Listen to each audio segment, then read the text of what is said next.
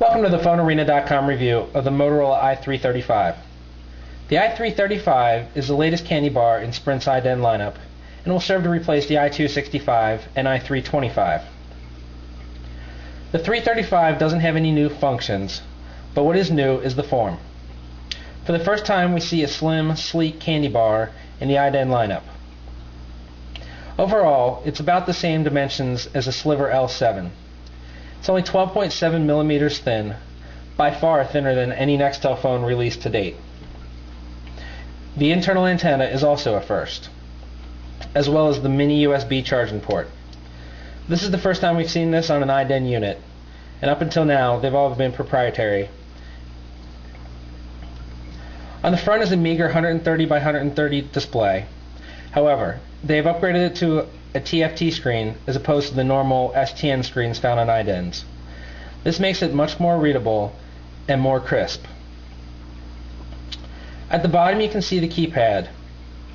It's a soft rubbery material, and the keys, instead of being individual, are just humps under this rubber pad. The only individual keys are the 5-way directional pad. Keypad's very easy to use, and we have no complaints about it, except for the fact that the menu has its own dedicated button instead of sharing it with the OK button. This means there's no dedicated back key, which at times can be confusing. As you can see, there's a perforation between the rows of keys. This serves not only to show off the cool red backlighting, but it also is where the speakerphone emanates from. On the left side of the phone, you'll find the volume rocker and push-to-talk buttons. And with the micro USB port, you'll also see the 2.5mm headphone jack. This jack has the ring around it, which allows it to be used with iDEN headphones, and therefore you can do push-to-talk straight from the headphone. The right side is bare, save for the embossed Motorola logo. And the back is fairly bare as well. The latch at the bottom lets you take off the battery cover, which takes a little force. Here you'll simply find the battery and the SIM card slot. Putting the back cover on is easy enough, but sometimes you'll find, even though you snap it in, there are certain areas that you'll have to give extra pressure to. It does meet military specifications for dust and shock resistance, so this is a very rugged phone despite its small size.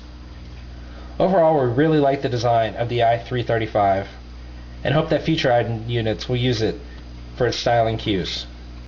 Other than the design, there's not a whole lot to say about the i335. The user interface is the same as it has been on Nextels for many years. It's overly complicated and bloated, but there are some aspects that we like. You can see we're in the main menu here. We're going to have 22 different options. There's even a more button to get to more. We like to see top menu designs that have just a few options where you can get into subfolders. However, one thing we really do like about this UI is the customization. The user is able to rearrange and set all the shortcut keys as they wish, including the 2 soft keys. In fact, the only buttons that are hard-coded is the menu key and the speakerphone key. The web on this phone is very basic. It's a WAP browser, but even less advanced than ones that you normally see. This is partially due to iDEN's slow data network. What you have is basically just links to popular items. You can go to a specific URL, however, when we try to load a page like PhoneArena, it simply is too much for the phone to handle. Everything you're going to see here is text-based.